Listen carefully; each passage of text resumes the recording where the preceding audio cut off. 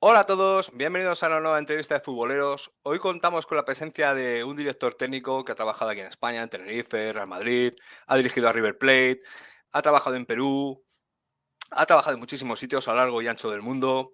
No deja indiferente a nadie porque es un hombre muy fuerte en sus convicciones, muy vehemente y que siempre creyó, cree y creerá firmemente en lo que hace. Ángel Capa, muy buenas tardes, ¿cómo estás? Buenas tardes, muy bien, muchas gracias. Bienvenido aquí a Futboleros. Y Ángel, me gustaría plantearte una cuestión. ¿El fútbol en primer lugar es enamorar a la pelota? Bueno, todos comenzamos enamorándonos de la pelota. Cuando uno empieza a jugar con la pelota.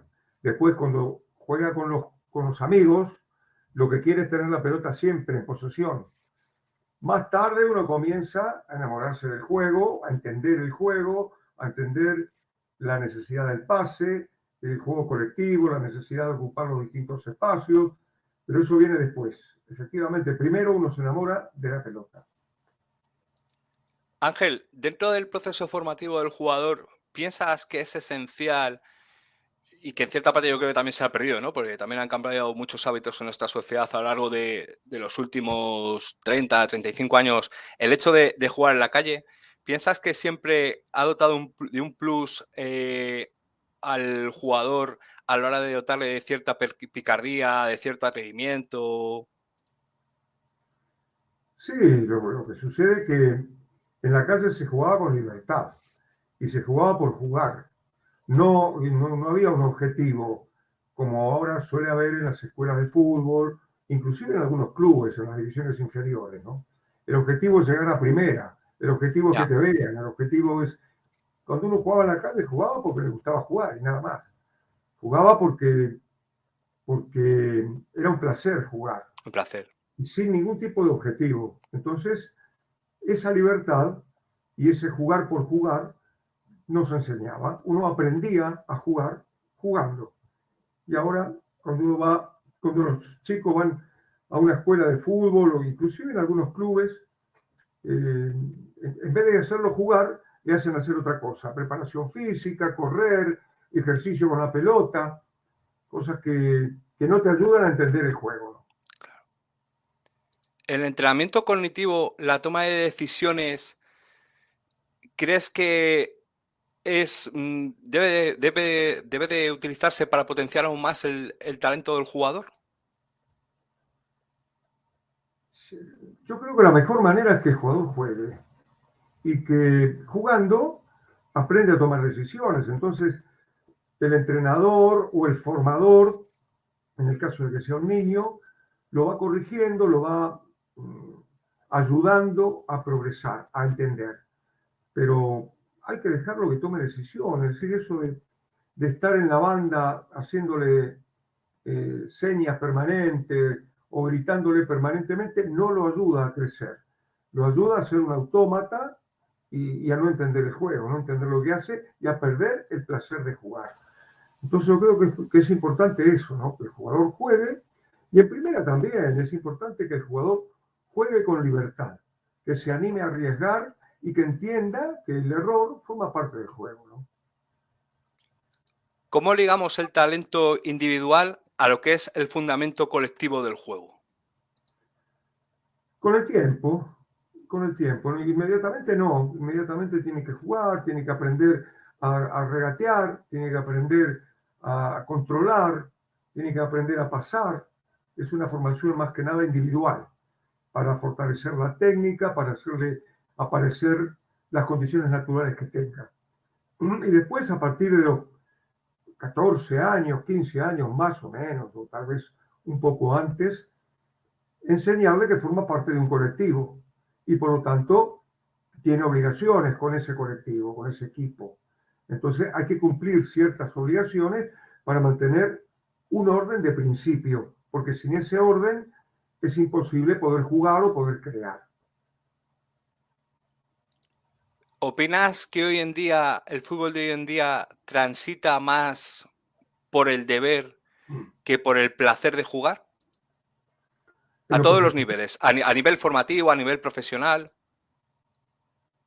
Sí, a nivel formativo, digamos que se trata de que el jugador se destaque, los padres sobre todo, y los entrenadores también, porque los entrenadores formativos eh, generalmente tratan de ascender ellos y por lo tanto les interesa más que gane el equipo juvenil o infantil que formar un par de Que jugadores. formar. Y en el fútbol profesional también, ¿no? El fútbol profesional, a medida que el negocio se entrometió en este juego, le fue transmitiendo sus valores, los valores empresariales. Por lo tanto, han convencido a medio mundo de que lo único importante es ganar. No lo más importante, que siempre fue lo más importante, pero no lo único. El juego era también tan importante como el resultado. Pero ahora, al ser lo único importante que es ganar, entonces el jugador se convierte en un productor de puntos, en un trabajador en vez de un jugador. ¿El fútbol es arriesgar? ¿El fútbol cómo? ¿El fútbol es arriesgar, Ángel? Claro, que la vida es arriesgar. Cuando te despertás ya estás arriesgando. Cuando salís de tu casa, Sí. la vida es arriesgar. Una vez Gassman, leí una vez que Gassman dijo que el teatro sin riesgo no es nada. Y el fútbol también, porque es un juego. Si vas a jugar a la ruleta, tenés que arriesgar. Y si no, que no te Si no gusta lo arriesgar, ganas. no juegues. Porque entonces, sin riesgo, el fútbol se hace monótono, previsible, aburrido.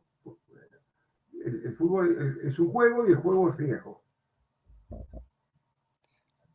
¿Piensas que hoy en día el fútbol se ha vuelto muchísimo más físico, muchísimo más verticalizado, por así decirlo, por ese miedo que a lo mejor predomina al no querer arriesgar el jugador en un pase, en una jugada, en un regate, en una triangulación, etcétera?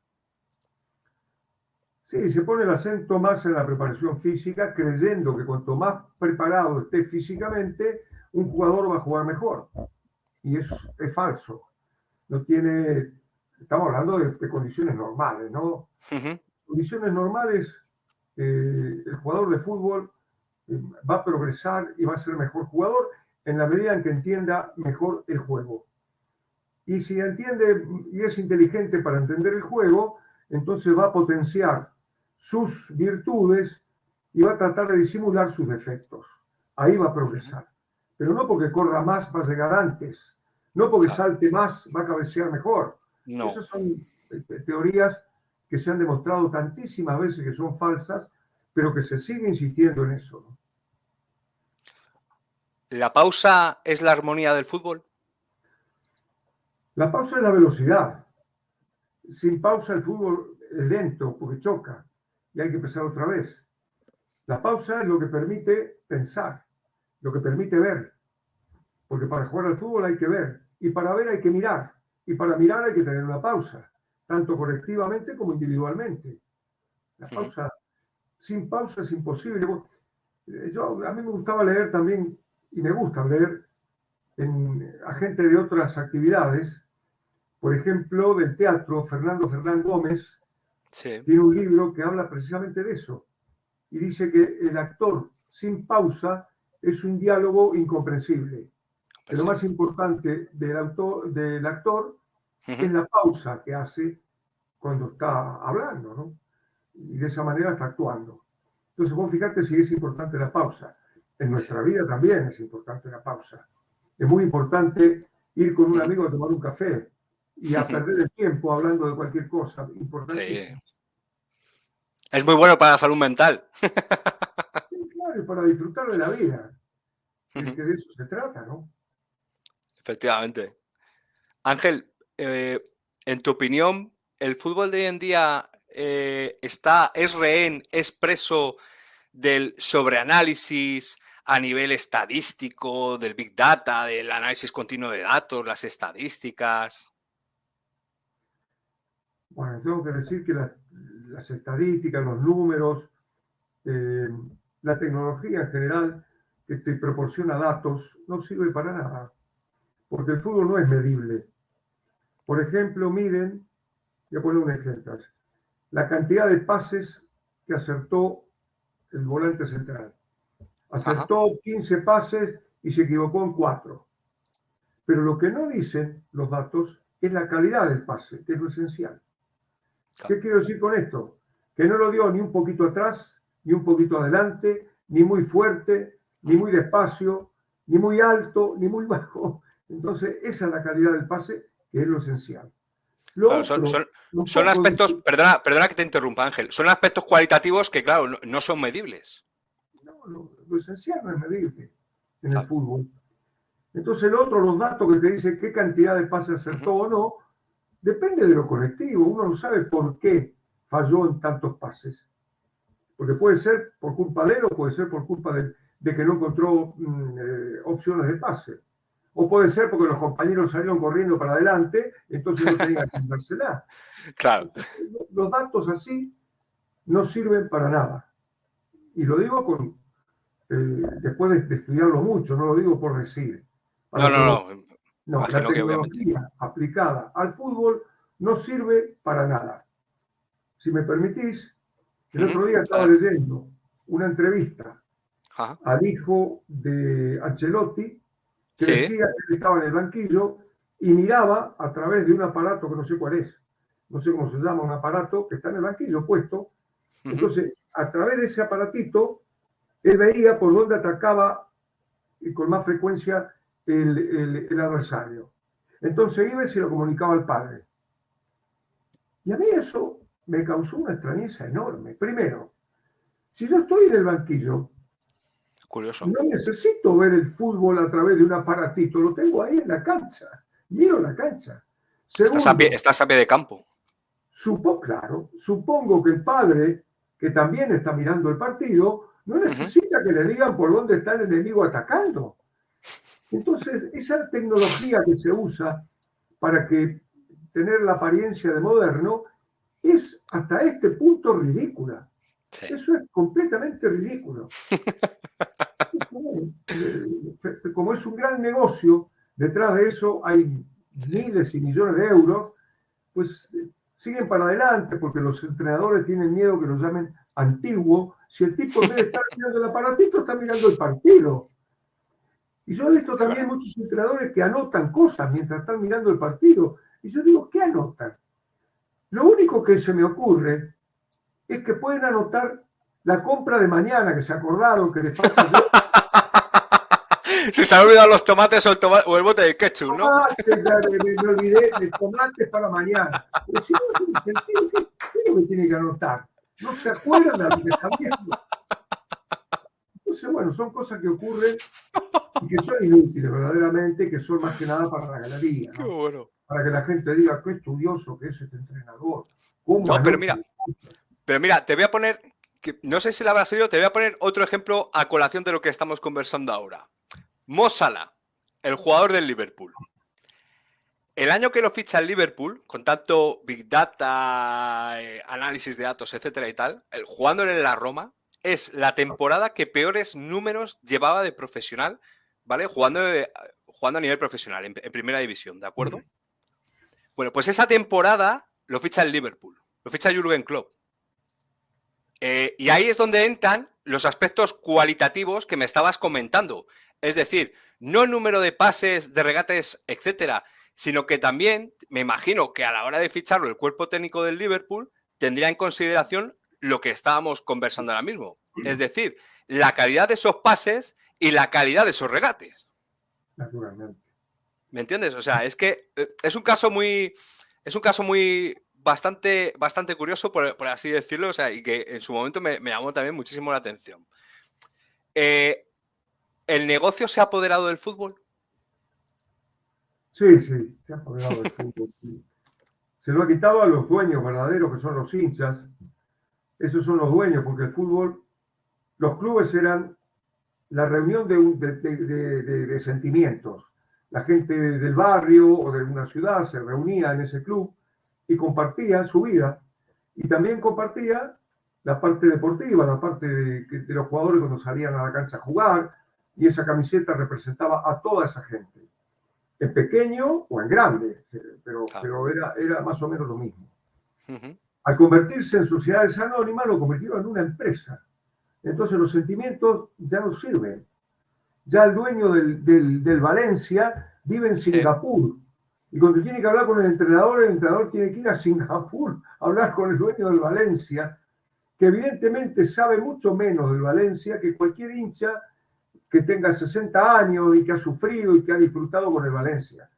¿Cuál es el verdadero dueño del Valencia? El hincha, aunque no tenga el dinero para comprarlo.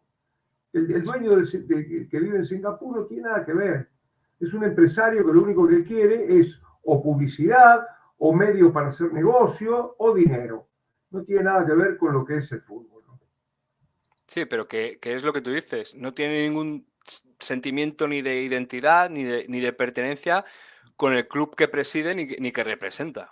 Para nada, para nada. Y la palabra que has dicho, los clubes representaban una identidad. La identidad del barrio, por ejemplo, el Rayo Vallecano. Yo creo que todavía hay algunos que mantienen eso, ¿no? A pesar de que los directivos estén en otra cosa. El Rayo, la Sociedad, el Athletic de Bilbao. Sí. Se me ocurre ahora, ¿no? Sí, el Eibar, sí. Yo también conozco, tengo muchos amigos ahí del Eibar. Son todavía los que mantienen la identidad a pesar de los directivos, ¿no? Eso es otra cosa. Respetar el juego jugando bien para ganar es esencial. Y es lo más racional. Es decir, si yo quiero hacer, un programa y que tenga gente que lo escuche, tengo que hacerlo bien. Si no, si lo hago mal, pues, digamos, corro el riesgo de que no lo escuche nadie. Y si juego mal, corro el riesgo de no ganar. Trato de jugar lo mejor posible.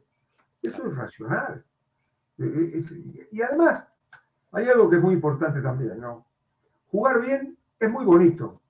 Para el que juega y para el que lo ve. Y la belleza no es una tontería que adorna a lo útil. La belleza es algo que nos hace más humanos. Decía Cortázar que las sociedades nuestras necesitan tanto la eficacia como la belleza. Y es verdad. Todos tenemos... Vos vas a una casa de lo más humilde que hay y tiene un cuadrito colgado en la pared, tiene un florerito, tiene algo que le haga la vida un poquito más bella. Entonces, jugar bien es eso. Es algo muy bonito y es algo que te ayuda a vivir mejor. ¿Qué opinas o qué pasa por tu cabeza cuando hay ciertas personas por preconizar, que tú siempre has preconizado esta idea, ¿no? De la que estamos hablando, de jugar bien para ganar, el juego bonito, el juego vistoso, respetar al juego, respetar al espectador, cuando te dicen vendehumos, por preconizar todas estas ideas, ¿qué se te pasa por la cabeza? Ya, me hace reír eso. Escúchame, también esos tipos son los que dicen hay que ganar como sea. Y siempre digo lo mismo, no hay una frase más humeante que venda más humo que esa. Porque nadie dice que quiere decir ganar como sea. Entonces dice cualquier cosa. Porque nadie le pregunta, perdón, ¿qué quiere decir ganar como sea? Ángel, pero de la misma forma que te critican por preconizar estas ideas, por defenderlas, también estaría bien que por parte suya contrapusieran sus propias ideas a las tuyas para poder debatirlas. No simplemente decir, pues sos un vendehumo, pues no sé qué. Pero es decir, vale, pero entonces dime cómo se gana. ¿Cómo se gana? Mira, yo una vez estaba dando una charla en un equipo que no te voy a decir cuál es, y yo había leído que uno de los jugadores, habían jugado un partido importante, ¿no? Entonces uno de los jugadores de mi equipo había dicho en los diarios que este partido tenemos que ganarlo como sea. Y yo a propósito, teatralizando un poco, dije, muchachos, hoy tenemos que ganar como sea. ¿Alguno de ustedes sabe lo que quiere decir? Dice, pues yo no. Yo tampoco. Entonces nadie dijo nada. Yo no lo sé. Es que yo no lo sé. No, yo le preguntaba a los jugadores. Perdona. Ningún jugador dijo nada. Dije, bueno, como ninguno sabemos lo que quiere decir ganar como sea, vamos a tratar de jugar lo mejor posible. Esa es la realidad.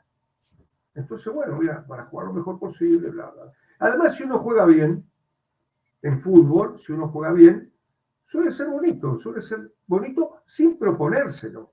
Nadie se propone jugar lindo. Ay, ahora voy a jugar lindo. No, bueno, ahora voy a jugar bien. Cuando jugaba Iniesta, quería ganar y era muy bonito. Cuando Sí. jugaba Xavi, cuando jugaba Messi, cuando jugaba Maradona, cuando jugaban los que tienes ahí detrás, George Best, Pelé, Cruyff, Johan Cruyff. bueno, toda esa gente, cuando jugaban, no se proponían jugar bonito, se No, proponían ganar, pero jugaban muy bonito para ganar, eso es. efectivamente, jugaban muy bien.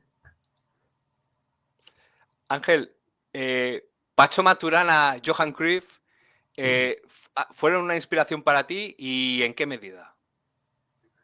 Sí, sí, sí. Yo siempre he dicho que mi única virtud es ser un buen alumno. Y soy un buen alumno. Todo lo que fui aprendiendo de los buenos jugadores que yo vi en Bahía Blanca, en mi ciudad, en Argentina, en el resto del mundo, los buenos entrenadores. He hablado con muchísimos entrenadores, con Johan Cruyff, por ejemplo, con Di Stefano, con Menotti, yo qué sé, con Maturana, con Pacho Maturana. He hablado con jugadores de fútbol. Todo eso yo lo fui aprendiendo. Y porque fue lo que a mí, primero, los grandes jugadores y los grandes equipos, lo que me emocionaron y los que me llenaron de alegría. Y después los entrenadores que me enseñaron también, o yo aprendí de ellos, a cómo se juega este juego y cómo, de qué se trata el oficio de entrenador. Bueno, todo eso yo traté de llevarlo a cabo cuando entrenaba. Y algunas veces me salió bien y otras mal. Eso también lo tengo que decir, ¿no? ¿Por qué piensas que tu etapa con Jorge Valdano, cuando comenzáis en el Club Deportivo de Tenerife con Javier Pérez, fue tan fructífera? Porque había buenos jugadores, el único secreto es eso. Había muy buenos jugadores y entonces, bueno, nosotros le abrimos la jaula para que vuelen con libertad, los ordenamos un poco y como eran muy buenos, pues salieron adelante, ¿no? Y hicieron grandes partidos y, bueno, y triunfaron también, ¿no? Dentro de los objetivos que tenía Tenerife. Durante tu paso por el Real Madrid, disteis paso a diversos jugadores de la cantera, como Álvaro Benito, Raúl González, Víctor Sánchez del Álamo. Me gustaría que me hablaras un poco de cómo trabajasteis con aquella cantera del Real Madrid y los frutos que dio tan buenos. Bueno, es un trabajo que yo había hecho en Argentina, en los clubes que estuve, y, y entonces cuando estuve en el Real Madrid se me ocurrió también hacerlo, a ver qué pasaba, ¿no? Para dar una mano, porque no tenía ninguna obligación de hacer eso. Pero Sí. como yo había trabajado con Ángel Félix en Argentina, en muchos equipos, lo conozco de Bahía Blanca, jugábamos en contra, y entonces lo habíamos hecho con él, muchos trabajos de eso. Y un día dijimos, vamos a hacerlo acá, bueno, vamos a hacerlo acá. Y lo hicimos en el Real Madrid, donde algunas veces también se incorporaba Jorge Valdano, que también le gustaba ese tipo de trabajo. Y bueno, entrenábamos una vez por semana y otro día jugábamos contra equipos de aquí, cerca de Madrid. Y de verdad que era un placer verlos, ¿no? Ahí estaba Guti, estaba Raúl, estaba Riverita, estaba, yo que sé, tantos jugadores, Contreras, el portero, Contreras. y muchos otros jugadores Es verdad.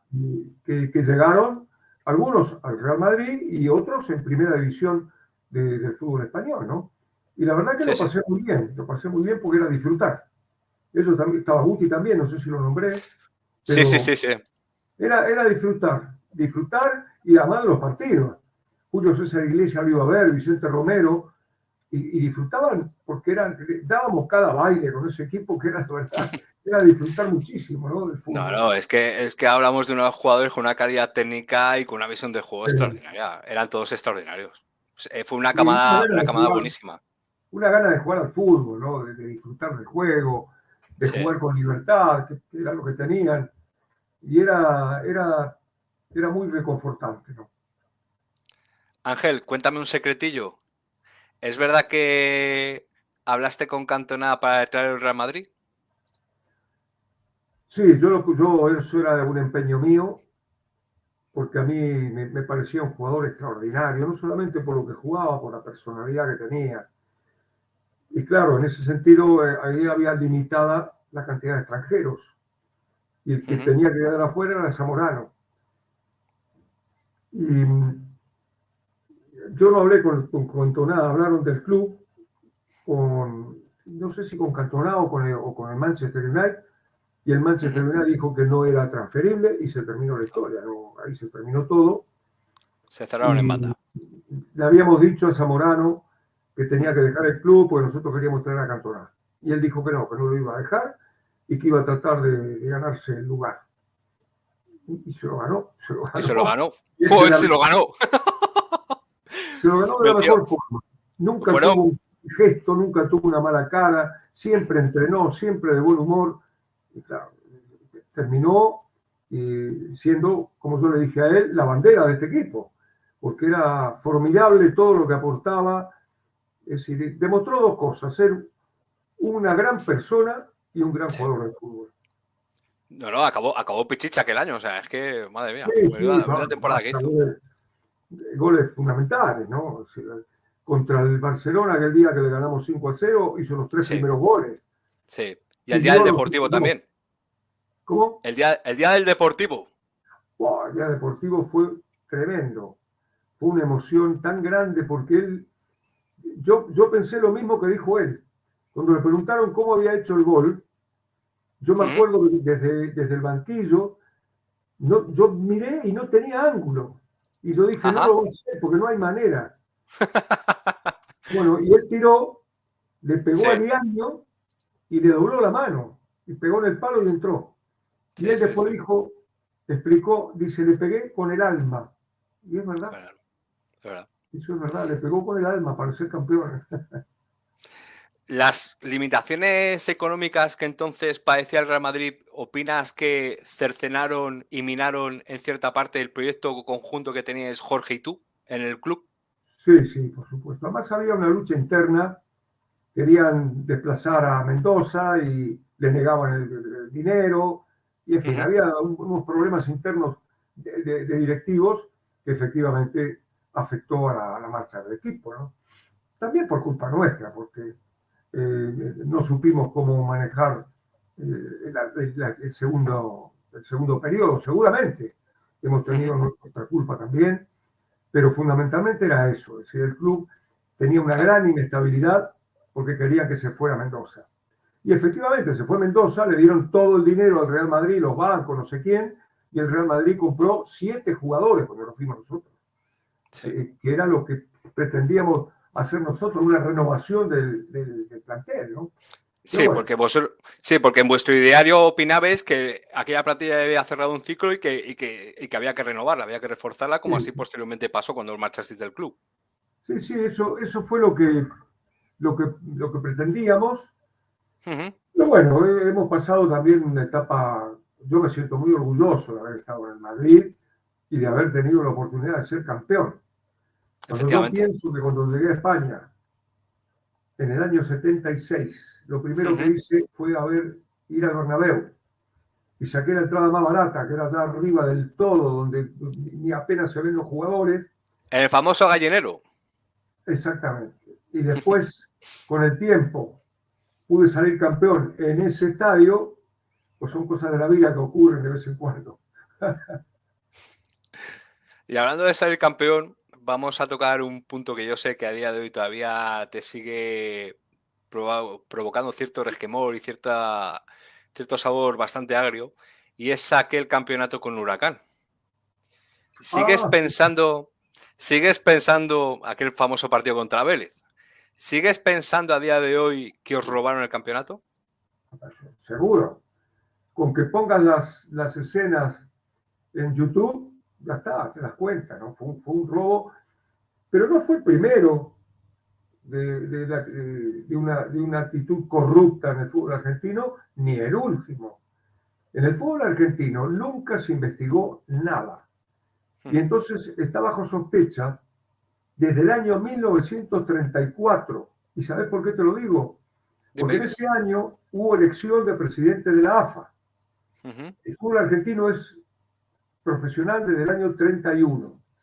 En el 34 hubo una elección. Me parece 34 o 35, no me acuerdo, por ahí.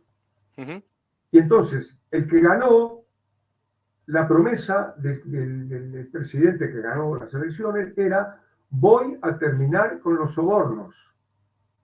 El año 34. Ya 34. Hacía 3 años que era profesional el fútbol argentino. No terminó con los sobornos y lo echaron al año. Entonces, fíjate si el fútbol argentino es corrupto. Así que ese partido de Huracán se puso en marcha todo el aparato de la corrupción, el aparato más turbio de corrupción del fútbol argentino, y le quitaron el campeonato a Huracán, ¿no? Eso fue una lástima, porque Huracán es un equipo de barrio, un equipo humilde en cuanto... ¿Sigues siendo socio, no, Ángel? Perdona que te interrumpa. ¿Sigues siendo socio de Huracán? ¿Sigues siendo aficionado, socio? Sí. El único club que soy socio es de Huracán. Ni siquiera de Villamitre me hice socio, es mi barrio y es el club del cual soy hincha todavía, ¿no? Luego en Perú, al igual que en el Real Madrid, también saliste campeón y lo celebraste también de una forma un poquito especial, ¿no? Por así decirlo. Sí, en Perú, en Universitario. El Universitario. Un equipo,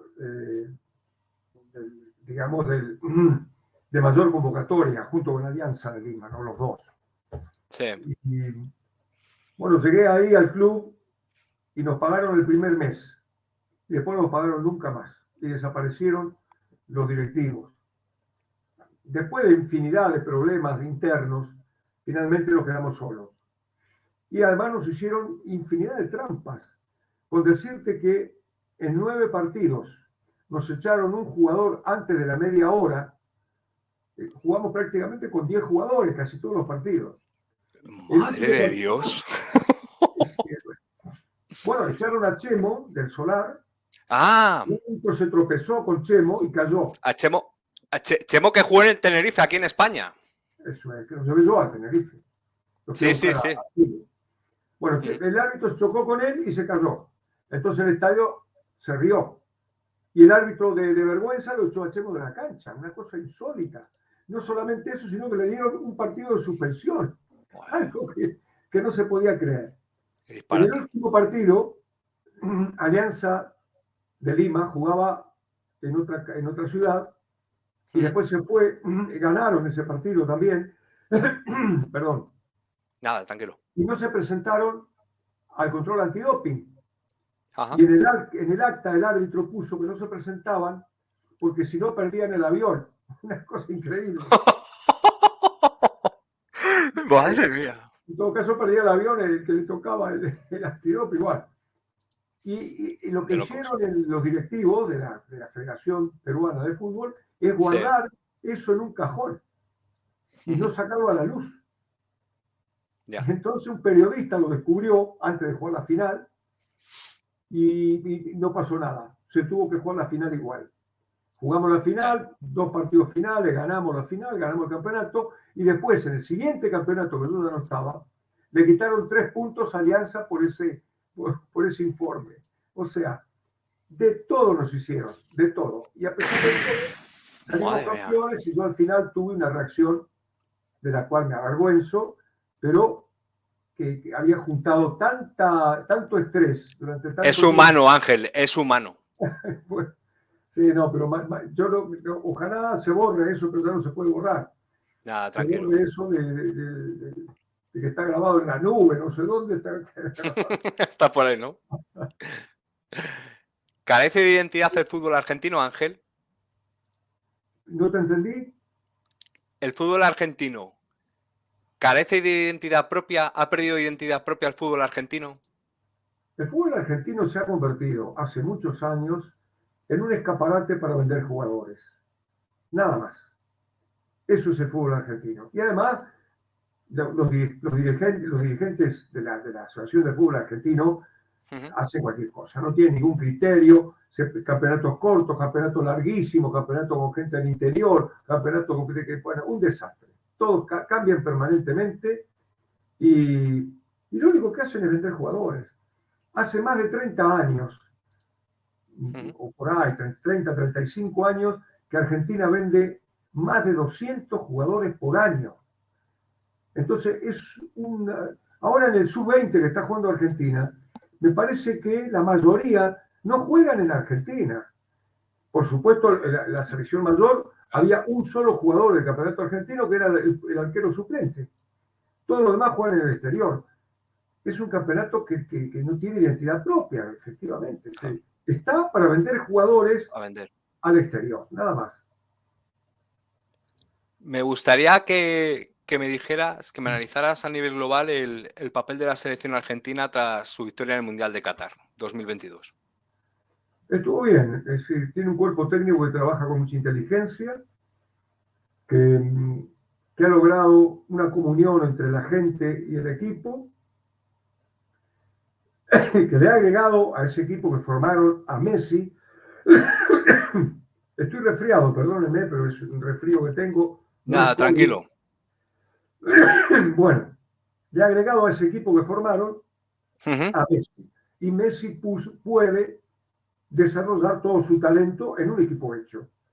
Y por lo tanto es un equipo que empezó mal, se fue corrigiendo y terminó jugando muy bien en el último partido, en los últimos partidos, ¿no? Es un equipo que respondió a la idiosincrasia, por lo menos en el partido final, a la idiosincrasia del fútbol argentino, ¿no? A mi juicio, y quiero que me lo comentes ahora, yo creo que la gran irrupción de la propia selección argentina durante el Mundial ha sido la de Enzo Fernández.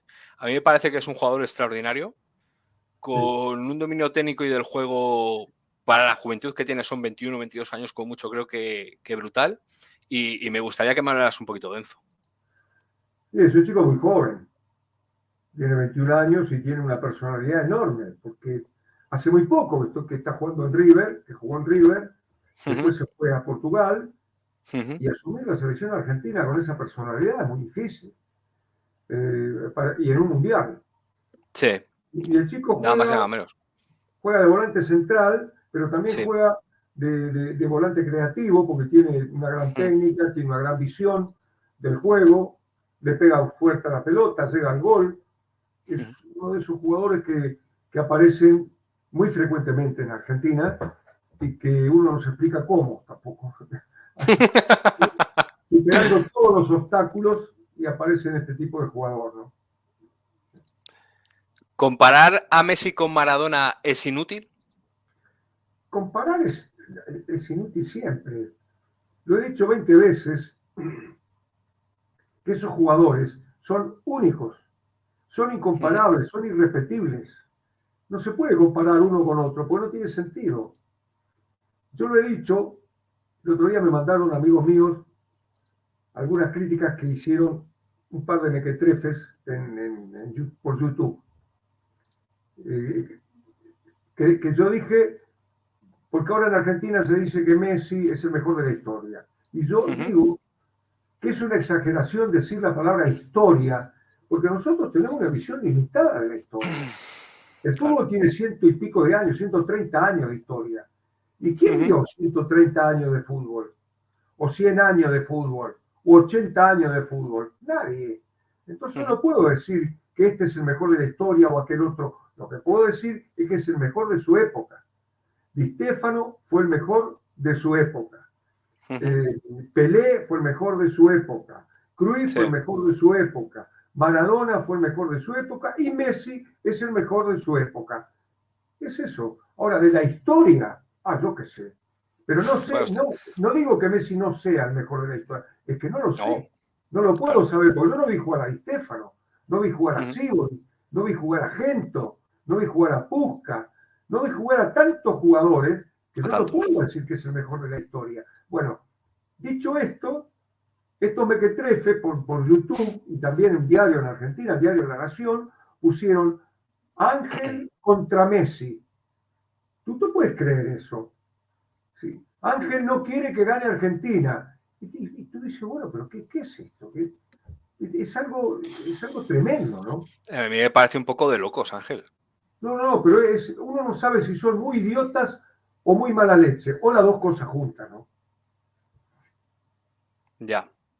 Bueno, mira, te voy a poner ahora una serie de fotografías, ¿vale? Sobre diversos personajes del mundo del fútbol y quiero que me los definas, ¿vale?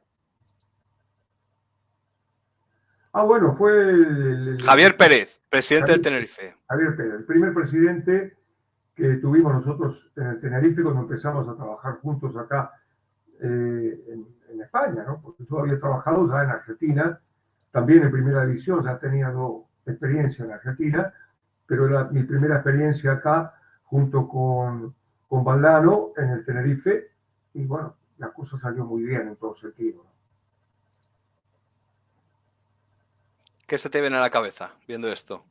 Raúl, bueno, mirá qué carita de niño que tiene, por favor. Era un Vamos a niño, verla, vamos a verla otra vez. Ahí lo tienes.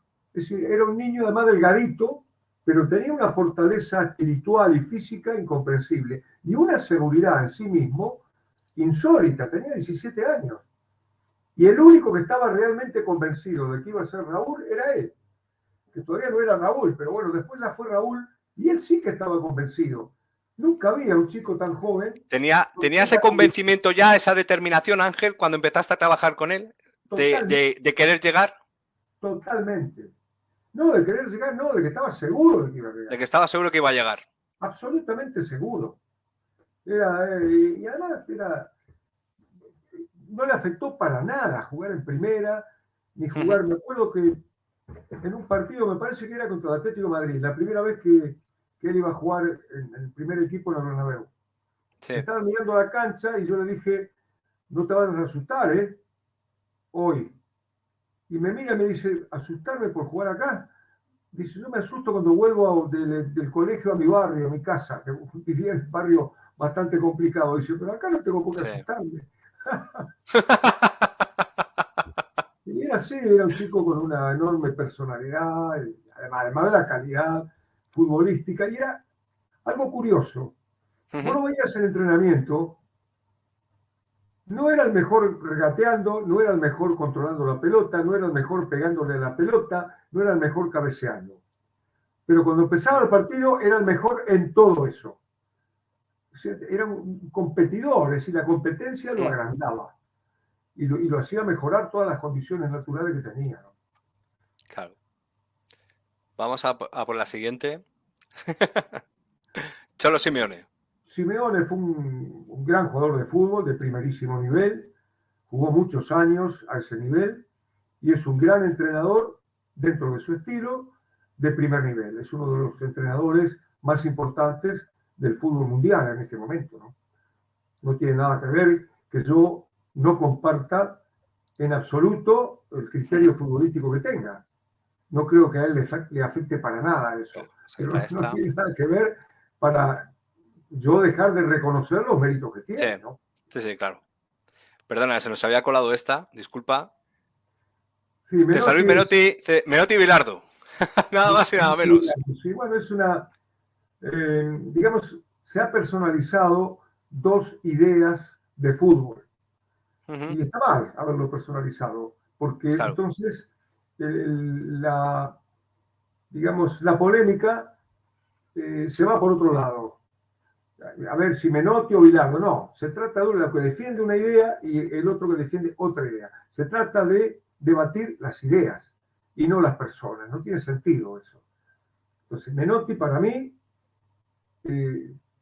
siempre lo divido en dos partes. César es mi amigo, un amigo íntimo que tengo. Y Menotti es mi maestro, fue mi maestro y sigue siendo mi maestro. Y Bilardo es un entrenador de primer nivel que tiene méritos de sobra, que no soy yo quien para decirlo, pero que está en la otra punta de lo que yo entiendo que es el fútbol. Eso es todo. Claro.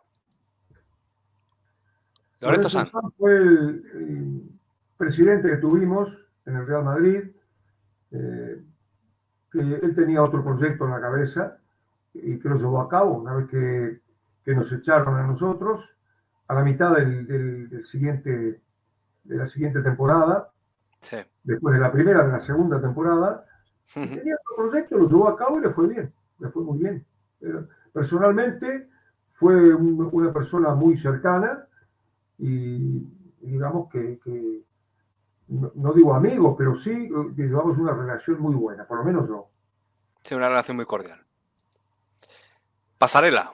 Pasarela, yo cuando veo a Pasarela veo a un jugador de fútbol, veo a un crack, veo a un fenómeno del fútbol que fue un defensor extraordinario. Y después, esos jugadores que son tan buenos, a mí me cuesta mucho, digamos, enfocarlo en otra actividad. Como ¿Te cuesta, entrenador, te cuesta, te cuesta ver el Pasarela director técnico, el Pasarela presidente, ¿no? Porque todavía sigues asociando, ¿no? Con la casaca de River. fue tan grande como jugador de fútbol que para mí le tengo un cariño enorme porque yo respeto mucho a esos grandes jugadores, bueno, a todos los jugadores de fútbol, pero esos grandes que me han enseñado cosas involuntariamente, ¿no? Jugando. Y después fue presidente mío en River, en una época complicada, que llegamos a River, bueno, y él creyó que era necesario que yo dejara de ser entrenador de River en determinado momento, y cumplió con su tarea de directivo, lo cual no nos quita en absoluto la admiración que le sigo teniendo. Y además, injustamente cuestionado en River, porque en la época de Pasarela, yo fui un entrenador y el otro entrenador fue JJ López. River en esa época, en todos los partidos que jugamos JJ López y yo, como entrenadores, River salió sexto. Nada que ver con el descenso.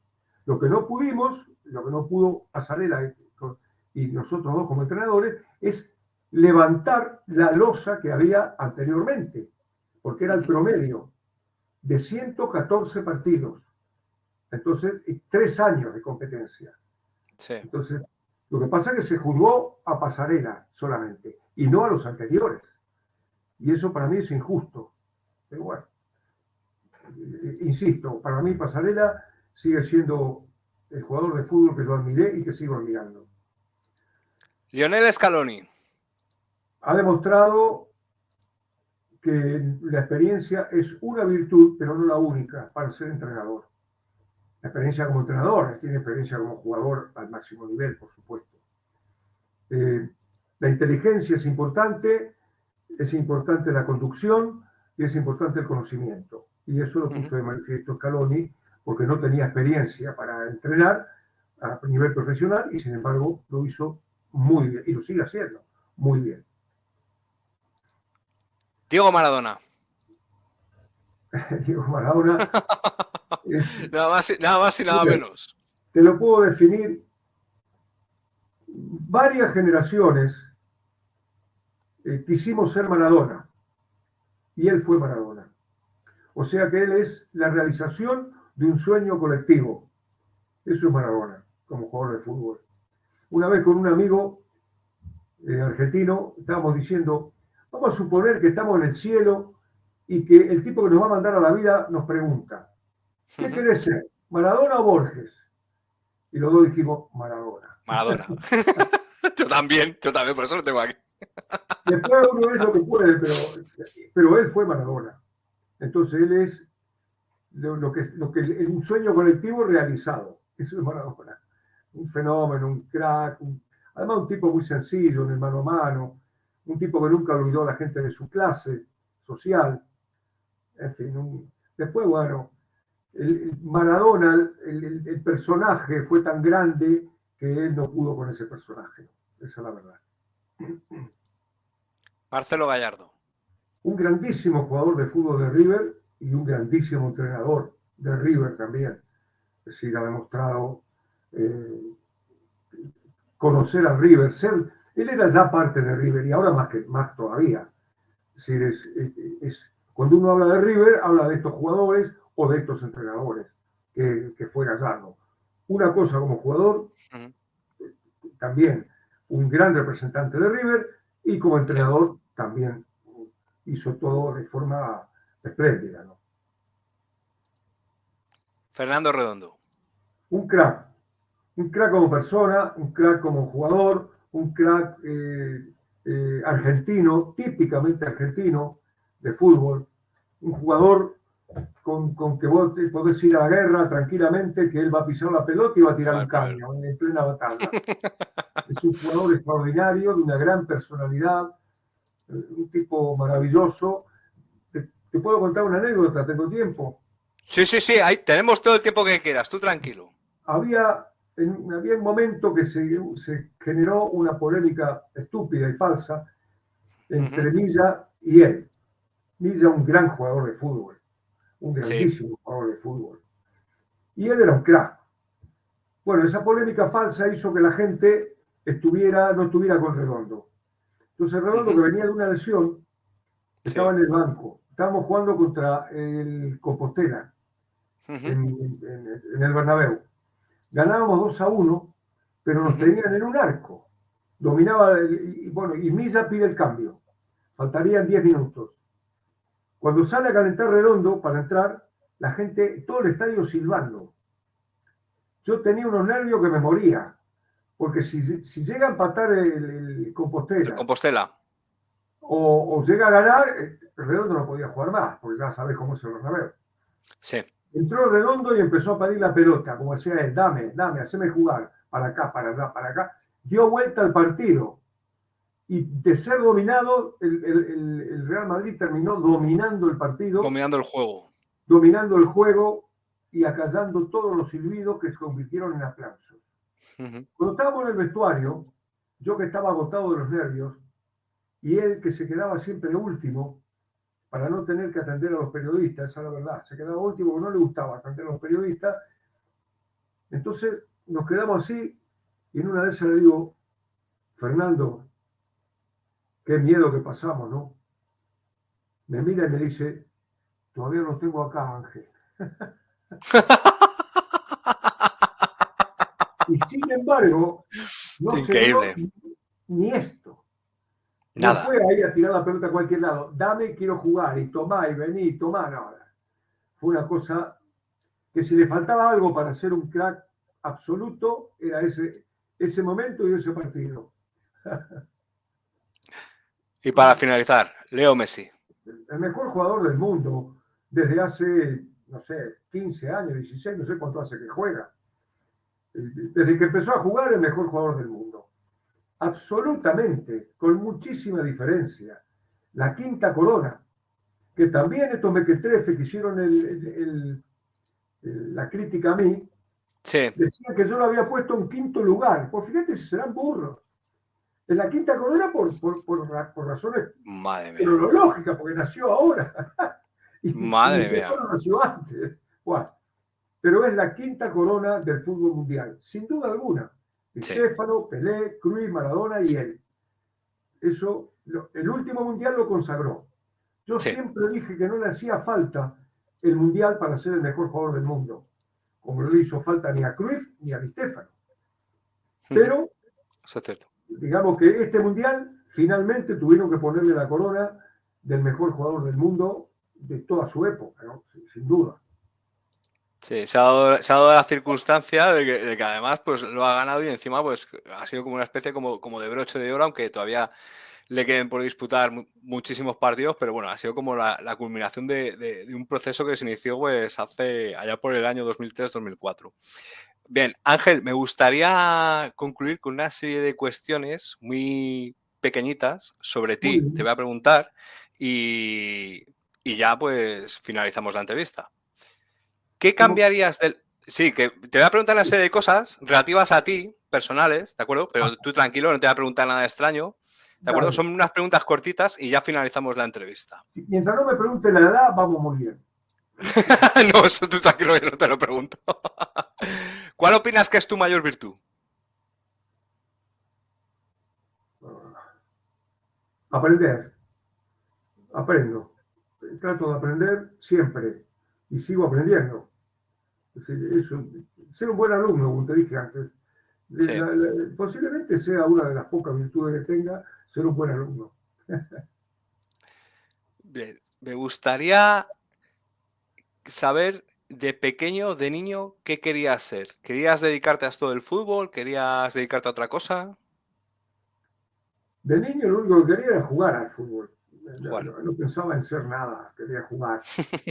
Y después cuando ya empecé a jugar ya tenía 17 años, que empecé a jugar en la primera en el primer Ajá. equipo del Club Villamitre, que es Ujú.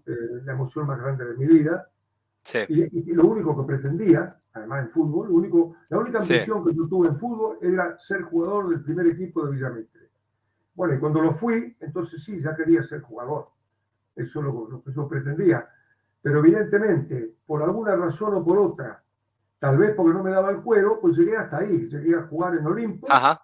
que era el equipo más poderoso de la ciudad, que me compró, y en la selección de Bahía Blanca, cuando había selecciones provinciales y que se jugaban campeonatos argentinos también. Hasta ahí llegué y disfruté muchísimo de ser jugador de fútbol.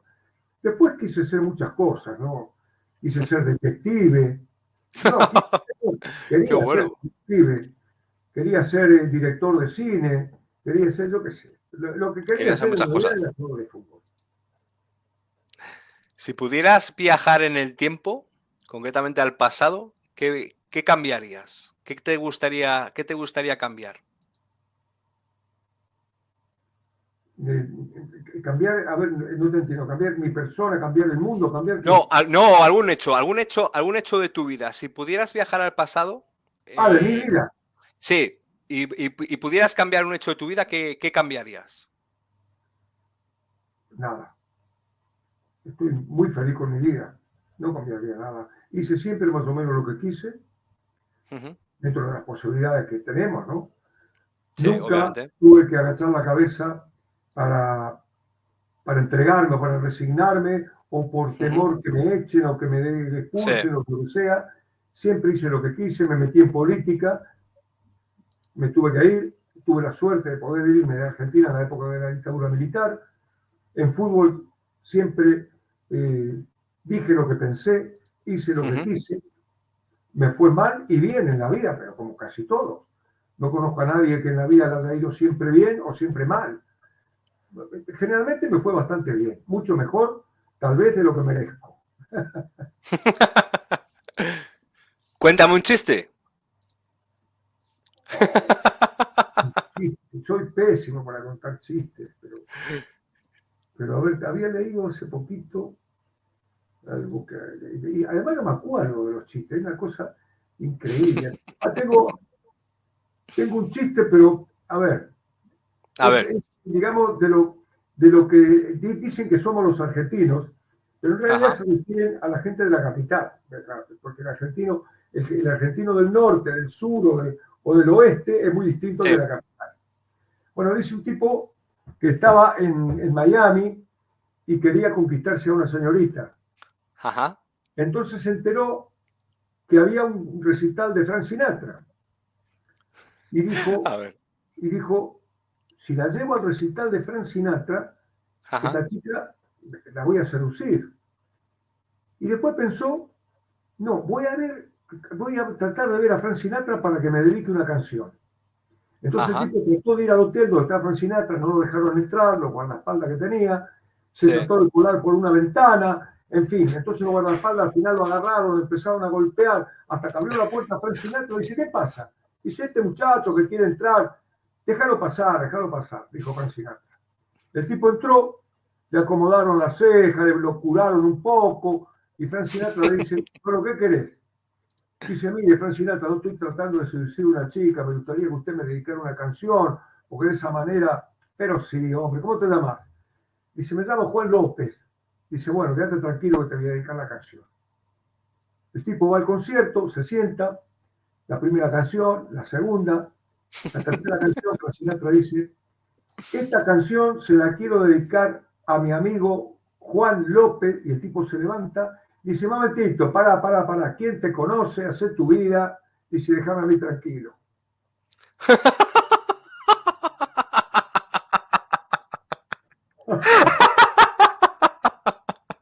Me parece muy bueno.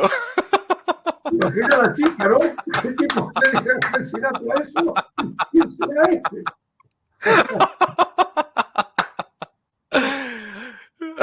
Muchísimas gracias por contarlo, Ángel, que ha sido buenísimo. Un lema de vida.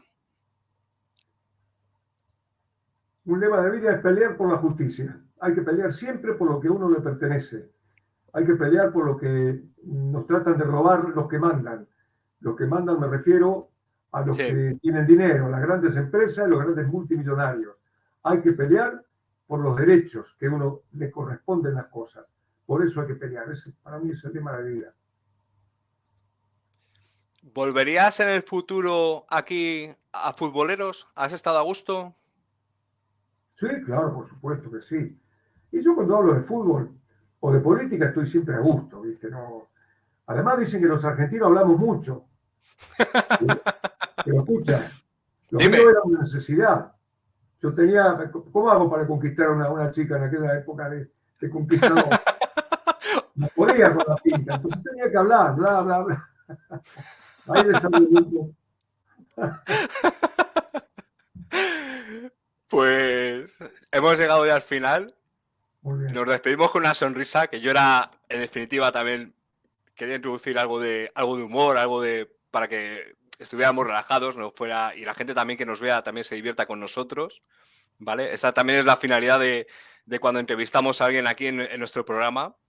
He pasado un rato muy agradable contigo. Me he sentido como lo que tú me has comentado antes, que a lo largo de tu vida te has sentido más alumno que otra cosa. Yo me he sentido también como una especie de alumno que me he sentado aquí en el pupitre a escucharte y a disfrutar contigo. Para mí ha sido un gran placer poder conversar contigo, de verdad, y te doy las gracias. Bueno, muchísimas gracias también por invitarme y por hacerme pasar un buen rato. Así que yo también lo pasé muy bien. Muchas gracias. Pues nada, pues muchísimas gracias. Un abrazo muy fuerte, Ángel. Gracias por todo. Y nada, amigos, pues os emplazo a una nueva entrevista para próximas entregas y ya os iremos avisando y esperemos que disfruten mucho de la charla con Ángel Capa, que desde luego no deja indiferente a nadie nunca. Muchísimas gracias a todos.